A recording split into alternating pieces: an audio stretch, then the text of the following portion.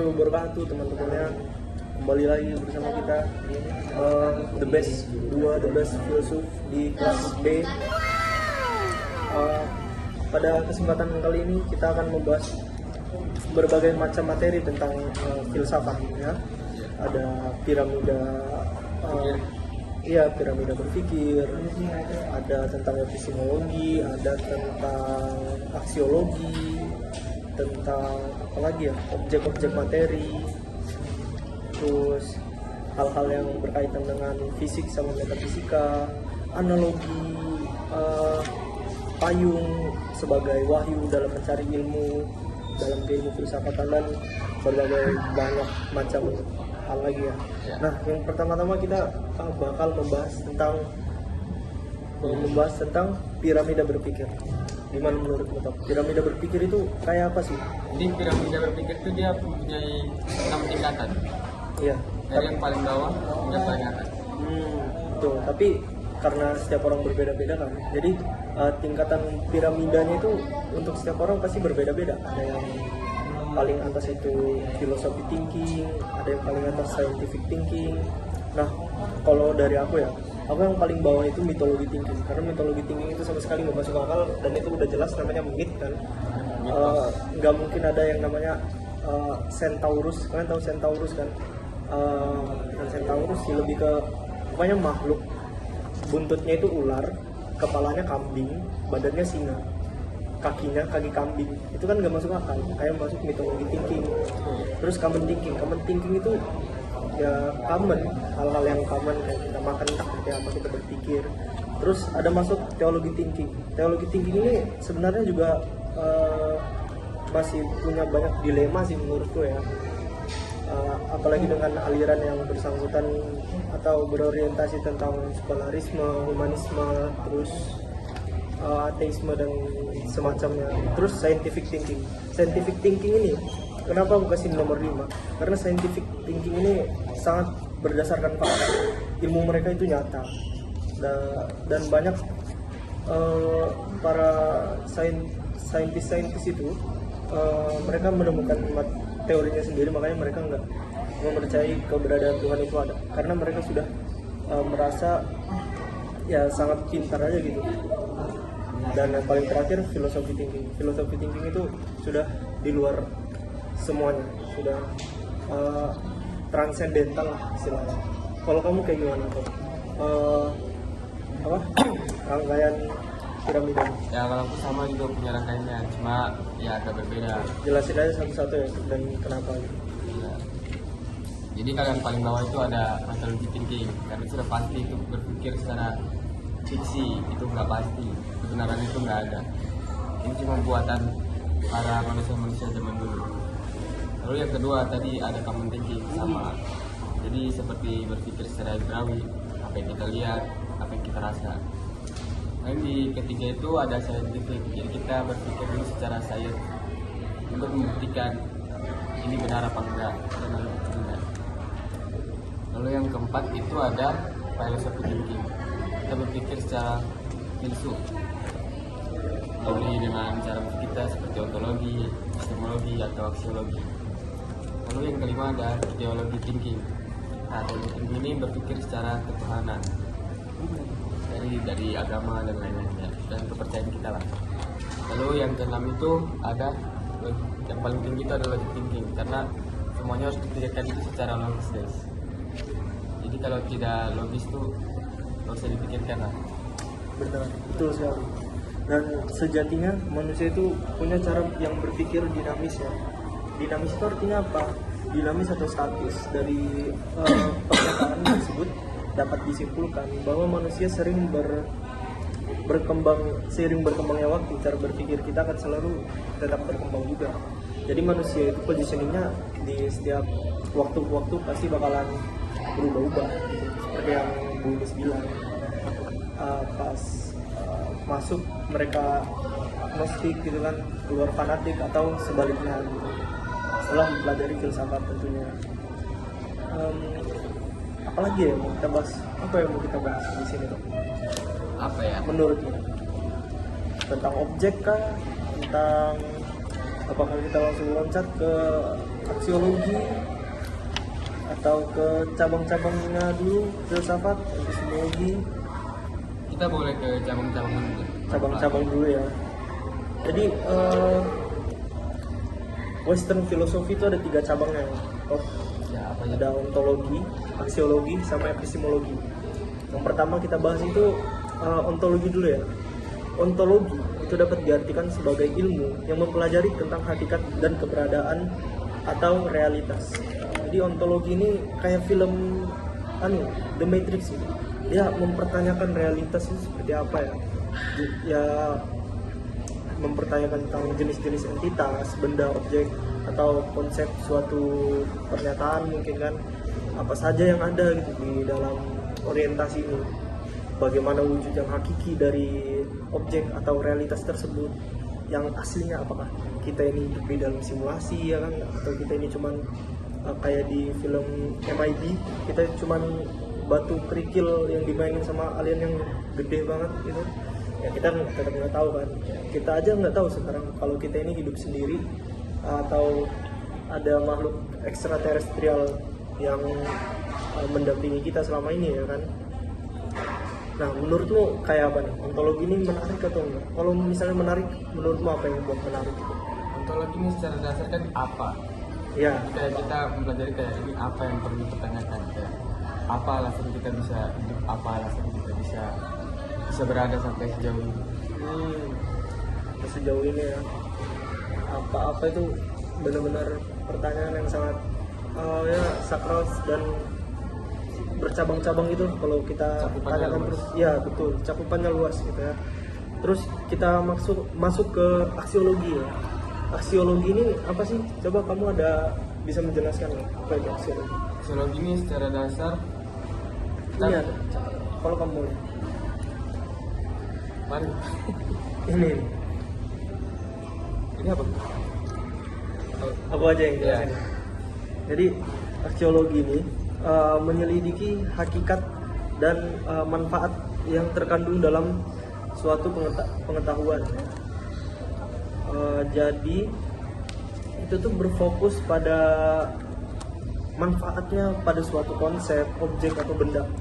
Misalnya kayak gini kan, ini manfaatnya apa, substansinya apa, kita pakai substansinya untuk melihat, untuk membantu kita melihat, untuk dipakai di kepala gitu ya kan. Manfaatnya ya kita bisa melihat lebih jelas sama kacamata ini ya kan.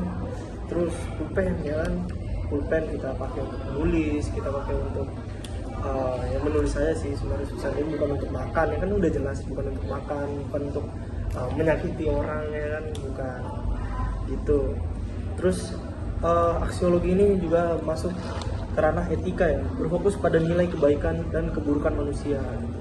Jadi dengan aksiologi ini kita secara tidak langsung juga belajar tentang adab ya, gitu. Kita sebagai manusia pasti memiliki moral gitu kan, cara berpikir yang tidak feral kan. Feral itu istilahnya liar gitu, liar kayak binatang-binatang gitu. Binatang-binatang itu kan liar, mereka incest apa segala kan, terus mereka saling makan sama jenisnya gitu kan, ada juga. Terus mereka ya sangat-sangat cenderung merugikan ya bagi makhluk-makhluk lain gitu kayak. Dan itulah yang membedakan kita manusia dengan binatang gitu. Masuk lagi tentang apa ya, cara berpikir kita dengan Tuhan gitu. Kita nggak akan bisa berpikir bagaimana konsep Tuhan itu sebenarnya seperti apa. Kan kita nggak bakal bisa membuat kucing gitu berpikir kayak kita. Masa kita minta kucing untuk kerja gitu, terus kita mintain uangnya, kan nggak bakal bisa. Kita mau ngomong pagi siang malam ceramahin dia tentang aksiologi misalnya, ya dia nggak lebih dari miau-miau doang yang dikasihnya ya kan, ya gitulah. Terus kita masuk ke estetika, itu masuk ke nilai keindahan ya aksiologi. Misalnya pemandangan gitu ya kan, itu masuknya aksiologi.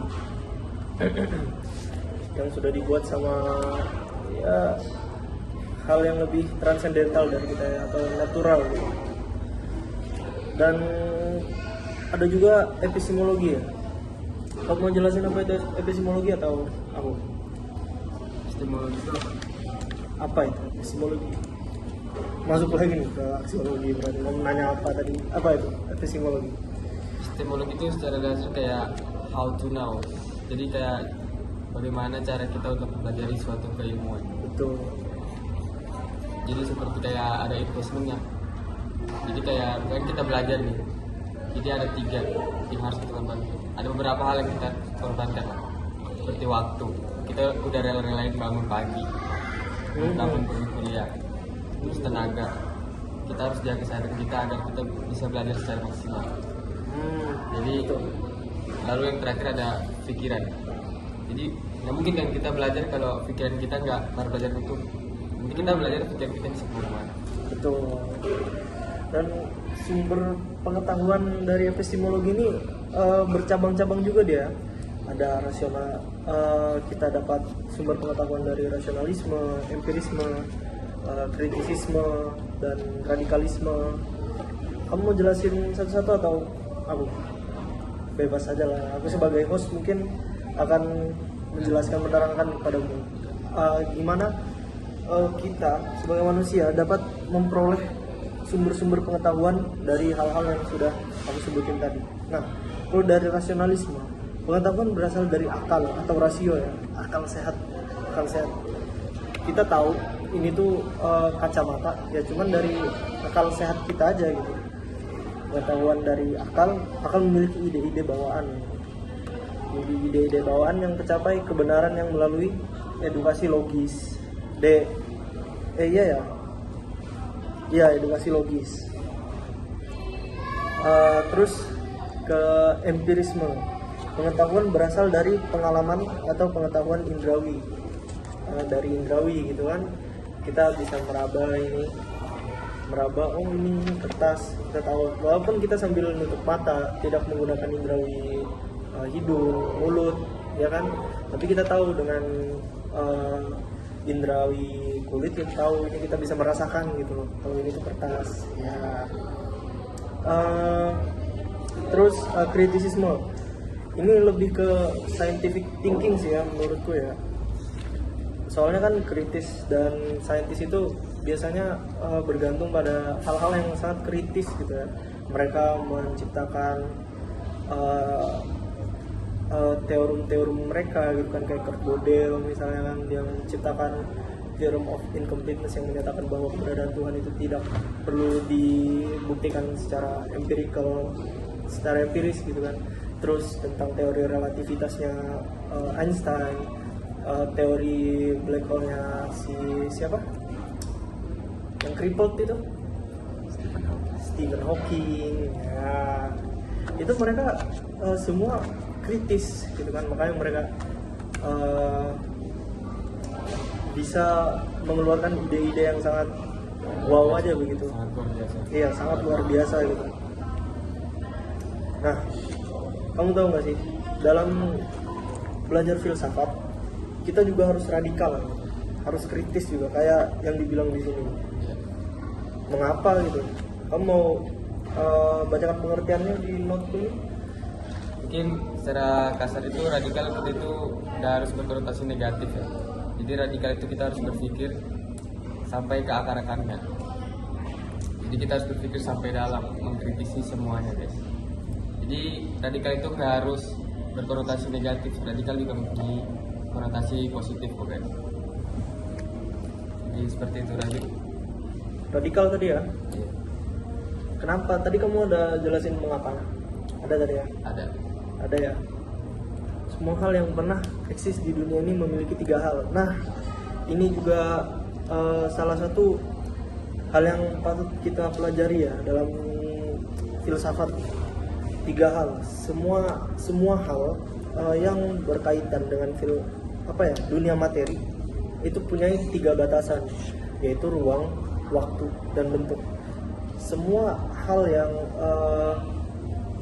bersangkutan dengan dunia fisik pasti batasannya yang kayak aku bilang tadi, suatu saat ya bakal hilang, hancur, sirna, dan sebagainya gitu. Ruang dan waktu adalah dimensi yang harus dimiliki oleh setiap materi. yaitu entitas fisik ya. Sedangkan bentuk adalah bentuk konkret dari suatu objek fisik.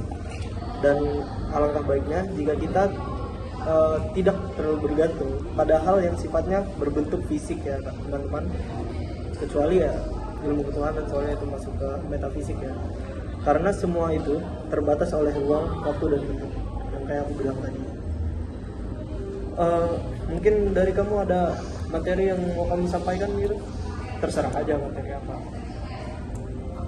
saya enak aja ya kan, terserah aja. Mungkin kamu mau membahas tentang subjektivisme atau objektivisme,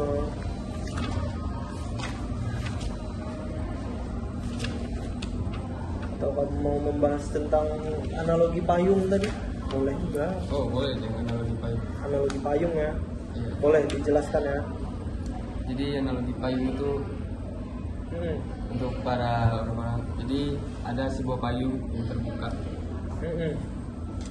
dipegang orang. Itu tuh sebagai tools untuk menggunakan wahyu. Tapi ada juga orang yang payungnya ditutup, dilipat.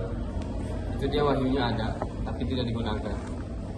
Jadi dia wahyunya hanya disimpan aja, cukup dia ketahui dan kemudian dia terapkan. Lalu ada lagi payung yang dilipat lalu dipatah-patahkan. Itu sama sekali wahyunya itu dibuang. Jadi kayak dia ibaratnya mengatakan God is a dead. Ya, jadi itu seperti itu. Lalu yang terakhir ada payungnya itu dia masih dibuka, ditutup. Jadi dia masih belum menemukan jawaban lah. Oh, masih samar-samar gitu berarti ya. Masih 50-50. Ya, masih imannya kurang kuat ya kalau dibilang, ya bisa dibilang begitulah ya. Ya. Memiliki samar-samar ya. Jadi dia masih mencari kebenaran. Betul. Terus ada juga ini masuk ke ranah apa tadi ya? Setelah, wah ini nanti kita bahasin tentang cabang-cabang apa ya? Cabang-cabang apa? Humanisme, boleh banget. Tadi itu masuk ke epistemologi ya, yang cara kita meraih ilmu itu, mencari ilmu ya. Iya. Iya. Nah, itu ada tools-toolsnya juga. Nah, yang mau aku jelasin tentang tools-toolsnya ini cukup banyak ya. Ada wahyu, ada indrawi tadi yang aku bilang, ada akal, ada intuisi, dan miraculously juga ada otoritas gitu. Ilmu itu, mencari ilmu ya. Iya. Iya. Nah, itu ada tools-toolsnya juga. Nah, yang mau aku jelasin tentang tools-toolsnya ini cukup banyak ya. Ada wahyu, ada indrawi tadi yang aku bilang, ada akal, ada intuisi, dan miraculously juga ada otoritas gitu. Nanti aku jelasin satu-satu ya. Wahyu. Nah, pertama wahyu. Wahyu ini sebenarnya masih banyak berdilema ya sebenarnya. Wahyu itu soalnya termasuk hal yang tergolong metafisik ya, dan tidak selalu menjadi sumber pengetahuan bagi manusia gitu. Nah, Karena setiap kepercayaan mempunyai wahyu yang berbeda. ya benar. Setiap kepercayaan itu punya wahyu-wahyu yang berbeda. Mereka memperoleh wahyu, ada yang duduk di bawah pohon selama 1000 tahun ya kan, terus dia dapat enlightenment gitu. Ya sebenarnya nggak masuk akal juga sih, tapi ya namanya juga kita merespek agama dan kepercayaan orang ya. Begitulah ya. Terus ada yang ya banyak lah. Kalian bisa cari-cari tahu sendiri ya. Wahyu itu datangnya berbagai macam. Terus indrawi. Nah, indrawi ini salah satu yang hal paling common ya. Gimana tuh kalau kita memperoleh pengetahuan dari indrawi? Dari apa yang kita lihat sampai yang kita alami aja. Kalau misalnya dari tangan gitu, coba dijelaskan pada viewer-viewer kita yang sangat luar biasa ini. Kalau dari tangan, misalkan ini ibaratnya nih indrawi kan, kita tahu ini sendok adisinya. Jadi ini kita Sendok tumpah. tumpah. Tumpah ya. Ini tuh udah termasuk taman sinking, kita udah tahu ini bakal tumpah. Karena tadi posisinya seperti ini dan ini sini. Nah, Ini yang seperti itu. jadi tahu kita ya. Tisu produser. Iya. Terima kasih banyak ya. Bakal. Nah itu Indrawi ya, dari mata kita bisa melihat gitu. Tumpah sedikit ya guys ya. Kalian kalau sudah nonton sejauh ini, tolong like, subscribe, share ke mama kalian, ke tante kalian gitu. Dan share ke mama kalian, ke adik kalian, ke tante kalian, boleh banget. Dia dapat materi dari 2 filsuf kelas B yang sangat gokil, ganteng, the best, yang bakal 4 tahun lagi kumlot, gitu ya kan? Dion dulu. Ya, lulus 3,5 tahun. Balik lagi ya guys ya, ke sesi 2 kita.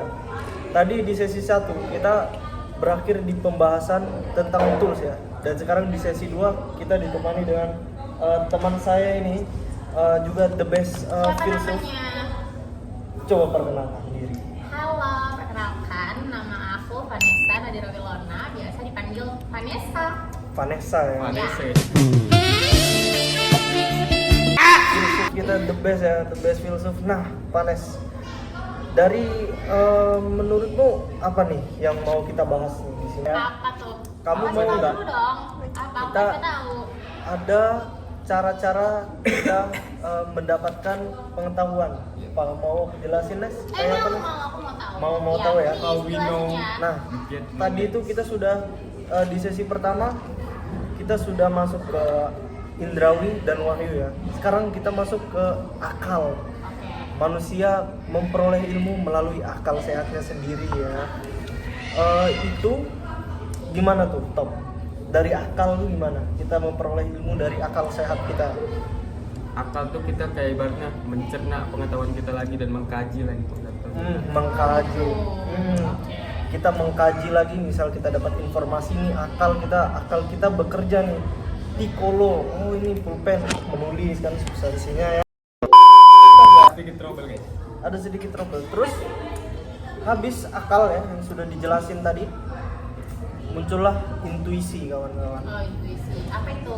Nah, intuisi itu kalau dimana misal kita udah pintar banget, terus logika kita itu udah tajam banget juga, muncullah intuisi. Intuisi itu kayak misalnya di belakangku tiba-tiba nanti ada orang, aku nebak-nebak aja gitu. Intuisi itu lebih ke nebak-nebak gitu.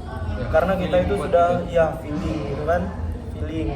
Karena ya kita sudah terbiasa aja gitu, kita sudah tahu apa yang bakal terjadi 80% at a time gitu kan. Tarot ya? Atau Tarot, apa? bisa juga tarot. Oke. Tarot, intuisi tarot.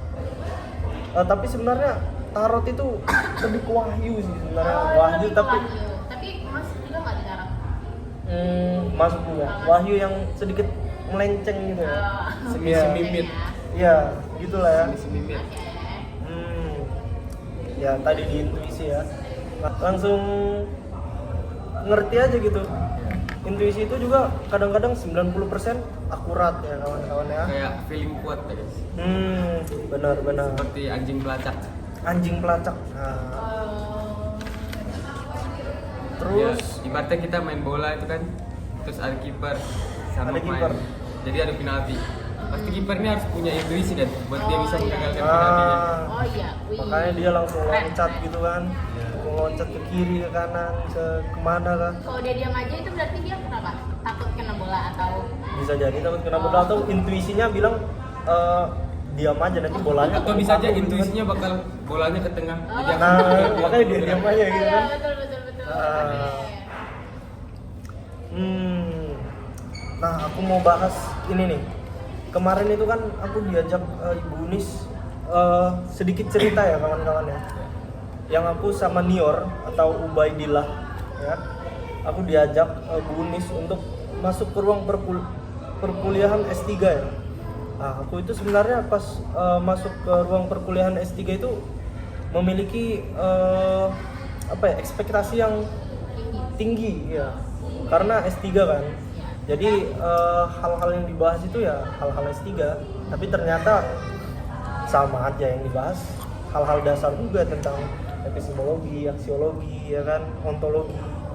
Karena mereka juga baru pertemuan satu gitu, tapi orang-orang mereka di sana itu keren sih, ruangan juga keren. Kalian dapat teh gratis, makanan gratis, kayak literally anjay.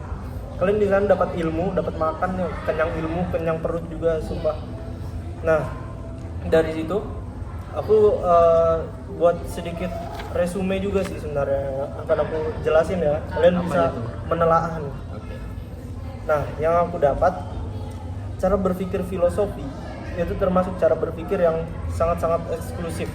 Ya yang kayak aku dibilang di sesi 1 tadi, di mana aku menyatakan kalau di piramida berpikir, cara berpikir filosofi itu yang paling atas. Karena itu sudah melampaui saintifik, teologi, logic thinking, common thinking gitu kan. Karena ya lebih ekstraterestrial, lebih transendental gitu kan. Karena filosofi itu mother of science. Ya, mother of science. Sama the bridge gapnya gitu, science sama cara kita common thinking atau philosophy thinking, gapnya itu ya filosofi gitu. Ya, makanya itu cara berpikir filosofi itu adalah hal yang eksklusif. Tidak puas dengan jawaban yang awam gitu loh. Misal ditanya ini pulpen, misal aku tanya Topan, top ini apa top? Pulpen.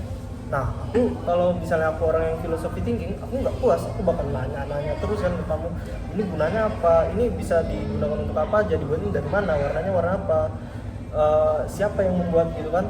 Nah itu dia orang-orang yang berpikir filosofi kayak misalnya Plato, Aristoteles, terus ya yang filosofi itulah, dia sama sekali nggak puas sama jawaban yang awam, yang biasa aja gitu, nggak suka. Jadi dia mau lebih dalam. Iya, jawaban yang lebih dalam gitu. Dan terus ada juga berpikir filsafat agar kita dapat memfilter suatu gagasan atau data demi memperoleh hasil yang konkret. Nah, jadi misal kita mempelajari suatu konsep nih, misalnya suatu konsep, suatu pernyataan gitu kan. Nah, dengan kita berpikir filsafatnya, nah karena itu kritis, kita bisa memperoleh hasil yang konkret gitu. Inti dari suatu konsep yang kita pelajari ini tuh sebenarnya apa? Nah, demi mendapatkan itu kita harus berpikir secara filosofis, ya kan? Dan nah ini nih yang apa ya, kebanyakan orang berpikir cerita-cerita folklore gitu kan, cerita-cerita tentang yang bersangkutan dengan apa ya, mitologi gitu.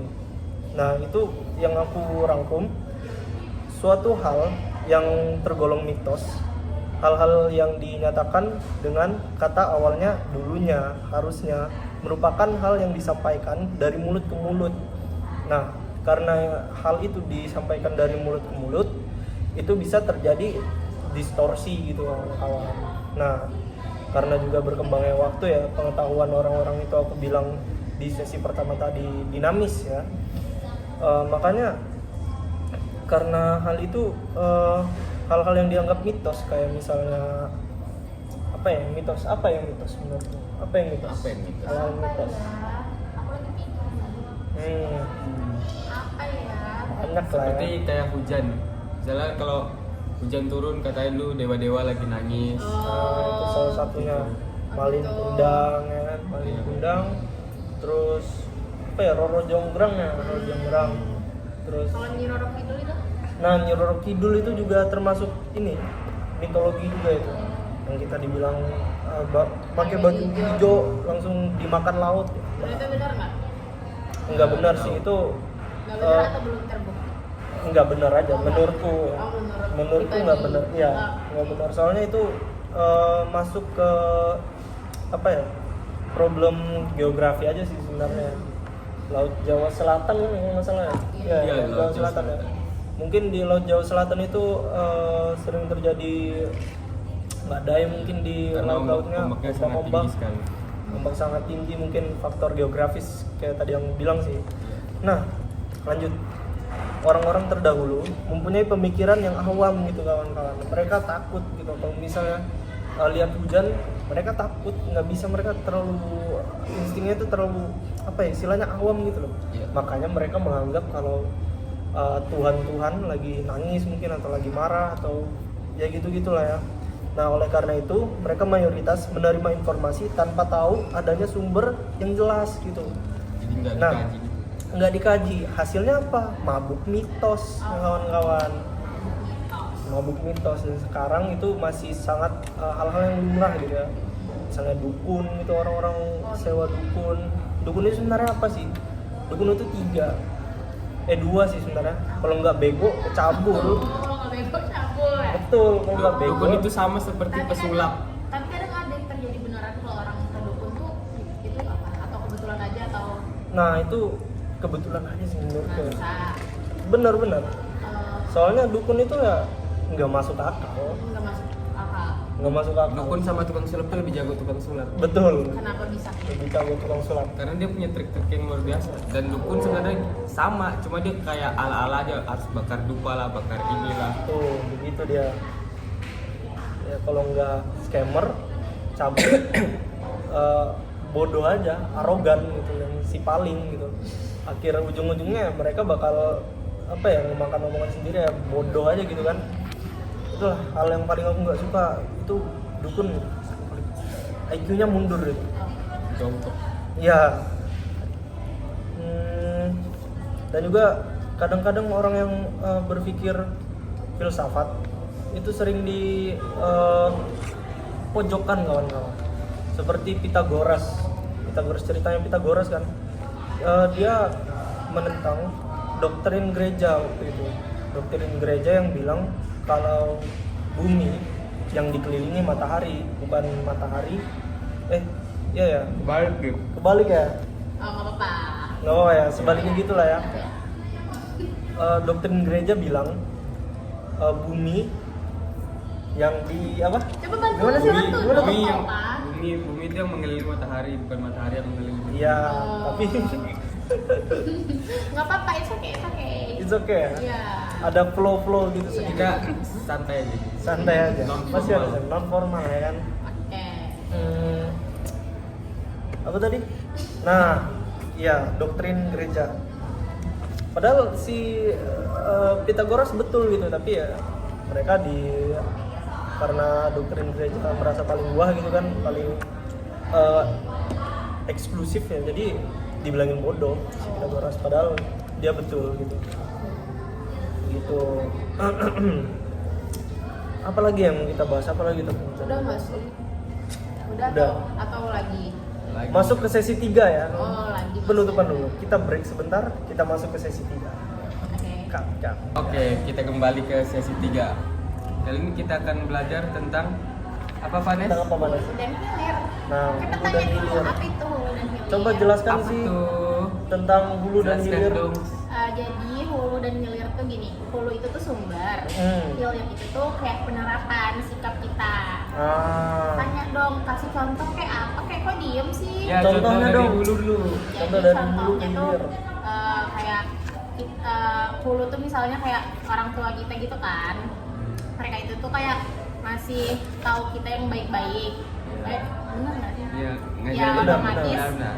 ntar kita tuh hilir kita itu jadi ikut baik juga. Ikut baik ya. ya. Tapi kalau dari awal hulunya udah mencong, itu Mencong. kita mencong juga. kayak Mencong gitu. juga. Apa yang ditanamkan itu yang kita tua Iya. ya. Oh, Betul. sangat luar biasa. Sangat luar biasa Vanessa oleh Kau nggak bilang penyampaian makasih? materinya. Iya, Terima terima kasih kasih, banyak Vanessa. ya. Sama. The best host ya. Hmm. Ada lagi sih hal yang mau aku bahas nih guys. Nah, ini masuk ke semua hal yang pernah kayak ini. Semua hal yang pengetahuan ilmu itu epistemologi kayaknya ya. Objektif, subjektif itu masuk apa tuh? Menurutmu? Subjektif. Masuk ke cabang filsafat apa tuh? Epistemologi nggak sih? Iya, karena Epistemologi berdasarkan ya. realitas. Betul. Nah, di dalam pengetahuan ilmu filsafat ada beberapa aliran yang dinamakan objektivisme, subjektivisme, dan idealisme gitu. Nah, aku bakal ngejelasin ke kalian satu-satu apa itu artinya ya. Nah, Jelasin please. subjektivisme, ini aku jelasin ya, Ya. adalah pandangan bahwa realitas sepenuhnya bergantung pada pikiran, kesadaran, dan persepsi individu ya. Subjektif, kita memandang suatu konsep, suatu hal gitu kan, dengan subjeknya itu seperti apa gitu. Misalnya aku memandang Topa gitu, sebagai subjek, berarti yang aku lihat itu personalitinya kayak apa, sikapnya kayak apa gitu kan. Dia biasanya kesehariannya itu seperti apa, nah, kesadaran gitu kan. Ya persepsi lah gitu. Persepsi aku ke Tova, persepsi aku ke Panes ya kan, kayak apa gitu. Kayak apa ya? Panes itu Cantik, harus yang pertama cantik gitu kan, Ya. cantik, Iya enggak? Iya cantik banget dermawan gitu. Tapi yang Afra ya, kamu tetap di hati ya Afra. kamu bakal 4 tahun lagi kamu aku lamar ya. Amin. Amin. Doakan kalian semua bakal aku undang. Iya itu ya. Nanti kita makan kambing Yes, 4 ekor ya. yes, Kambing yes. guling wajib. Ya tunggu Afra ya. Aman aja Pra, terkendali kok. Maaf ya, Pra. No hard feeling. Lanjut Oke. ke objektivisme ya.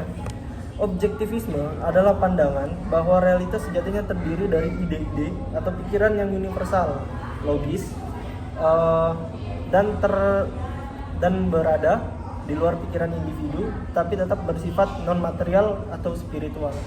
Contoh paling biasanya itu ya apa ya? Ilmu ketuhanan, teologi. Teologi itu kan masuk ke non material, dia metafisik, spiritual masuknya. Tapi ada juga ya yang memencongkan ilmu ketuhanan ini lebih ke fanatik. Contohnya ya Gus El Gusman something gitulah, yang dia nyolok air diginiin air terus diminum, terus pengikutnya percaya kalau itu bakal ngasih mereka ilmu gitu berpanjang atau bakal masuk surga. Terus apalagi ya, banyak di Madura misalnya, banyak goa-goa yang dipercayai sama masyarakat lokal itu bakal tembus ke Mekah. Emang iya? Ya. Ada itu, makanya gitu aneh itu, dimencongkan jadi aneh ya teman-teman ya. Nah tapi sejatinya semua agama itu mengajarkan kita hal-hal yang baik. Nggak ada kan agama yang mengajarkan kita untuk membunuh orang gitu, kecuali emang terpaksa. Terpaksa maksudnya? Dan misalnya kita merasa terancam gitu. Kita merasa terancam kan berperang juga. Dan Iya. berperang pun ada aturannya kan. Betul. Nggak boleh saling membunuh. Betul. Nah, salah satu tokoh aliran filsafat subjektivisme ialah George Berkeley. Ia imaterialisme yang menyatakan bahwa objek fisik tidak hanya ada di luar pikiran, tapi di dalam pikiran juga ada. Nah, kita lanjut ke apa ya? Untuk tokoh yang menjelaskan objektivisme ya, kawan-kawan ya. Untuk objektivisme ada Plato, ya peletak dasar idealisme objektif dengan teori forms namanya ya. Itu aku nggak tahu juga penjelasan seperti apa kawan-kawannya, tapi yang tertulis di papan tulis waktu itu ya. Nah tapi ia berpendapat bahwa dunia ide yang abadi adalah realitas sejati gitu kawan-kawan. Sementara dunia materi hanyalah fana, tiruan. Jadi misal Plato itu percaya afterlife, misalnya kita mau meninggal gitu misalnya kan. Nah kita belum tahu kan apa yang di balik kata meninggal itu, kita nggak tahu. Makanya di sini di teori yang Plato ciptakan, habis kita meninggal nggak ada apa-apa, cuman Nggak ada apa-apa. nggak ada kayak Leburnya di tengah tanah. iya. Disiksa kan tapi kayak malaikat gitu. Nah itu dalam kepercayaan. Tapi kalau dalam Plato, setelah kita mati nggak ada apa-apa, cuma Iya. hitam aja gitu. Mati ya mati. Kayak tidur. Tidur kayak Tapi Selama- kita masih bisa di screening kayak gini atau? nggak ada. Jadi kita gimana? Mimpi selamanya dan mimpimu itu nggak ada apa-apanya gitu. Jadi kita gimana? Kamu nggak Yang sadar nggak ada. kalau lagi mimpi, nggak sadar kalau lagi tidur. Kamu kalau lagi mimpi sadar. Tapi kalau kita lagi mati kita sadar nggak? Kok kita lagi mati? Kalau maksudnya kalau kita udah meninggal kita sadar nggak kita tuh udah meninggal? Sad. Nggak tahu peneliti sih nggak sadar karena kita kayak hanya seperti tidur biasa, seperti mimpi gitu doang. Oke. Berapa?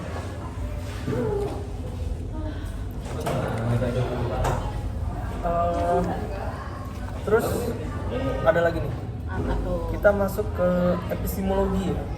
Epistemologi cabang filsafat yang mempelajari tentang pengetahuan tadi, tapi aku akan membahas lebih rinci aja gitu sebenarnya ya. Nah, objek kita mengetahui objek itu dari mana sih sebenarnya? Ada dua, ya kan?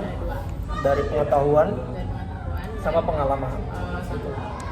Kalau dari pengetahuan tadi itu yang aku jelaskan gitu ya, subjektif, objektif. Nah, kalau dari ranah subjektif ada lagi akarnya, itu internal sama eksternal. Internal sama eksternal itu kayak apa sih? Kamu bisa jelasin nggak? Kita mendapatkan pengetahuan dari subjektif yang bersifat eksternal, itu kayak apa? Eksternal itu gimana? Aku masih kurang paham sih jujur. Kurang paham jujur ya? Ya. Mau aku jelasin? Mau. Dari eksternal itu kita dapat pengetahuan misalnya dari berburu misalnya. Dari apa? Guru, kita dijelasin guru gitu kan dari faktor eksternal ya kan. Menuntut ilmu gitu ya. Kita baca buku dari eksternal, kita dapat ilmunya dari buku kan ya. Iya. Nah, terus apa lagi ya, dari indrawi itu juga eksternal. Indrawi, sorry, wahyu. Iya, maksudnya aku wahyu tadi makanya kok indrawi gitu. Betul. Kalau dari internal itu lebih dari indrawi yang aku bilang tadi. Kita merasakan, kita melihat, kita mencium, kita ya gitulah, semua yang bersifat dari indrawi itu internal. Terus experience dari pengalaman. Iya. Nah, pengalaman itu dari pengalaman sendiri ya, internal tadi, atau pengalaman orang lain dari eksternal gitu. Nah, kalau dari diri sendiri yang kayak aku bilang tadi agak muter-muter nih sebenarnya ya pembahasannya. Ya kita lanjut aja lah gitu kan. Ya, lanjut. Aja lah. Sumber pengetahuan dapat diperoleh dari kelima panca indera tetapi terlimitasi, aku bilang tadi ya. Kita ada beberapa hal yang nggak bisa kita rasakan tapi keberadaannya bisa kita rasakan gitu. Contohnya udara, gravitasi, terus apa lagi ya? Ya berbagai banyak macam hal lah. Tapi yang paling common itu gravitasi sama udara tadi. Kita nggak bisa lihat, kita nggak bisa ngerasain, tapi kita tahu, kita bisa merasakan. Nah,